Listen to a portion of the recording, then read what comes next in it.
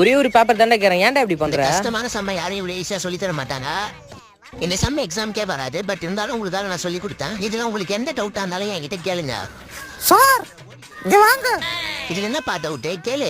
Sir board கருப்பா தானே sir இருக்கும், நான் பச்சையா இருக்குது. அட சூப்பர்ப்பா, வா முன்னாடி வா சொல்றேன் வா. எஸ் நம்ம தான் கெத்து. இந்த அலாவண்யா கோபால் இவ்வளவு பெரிய சம்ம எழுதி போட்டுனா இது விட்டு அந்த போர்டு அதான் சார் ஊத்தினே இருக்கு. ஐயோ அம்மா.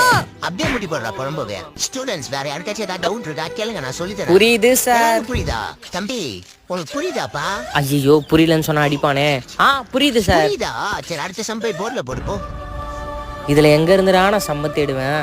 11 12. தம்பி காலேஜும் வர மாட்ற, ஒன்னே எழுத மாட்ற, என்னதான் நினைச்சிட்டு இருக்க நீ? ஆக்சுவலா தம்பி நம்மளுக்கு ஆக்டிங்னா ரொம்ப பிடிக்கும். ஆக்டிங்கா? எங்க நடிச்சு காட்டு.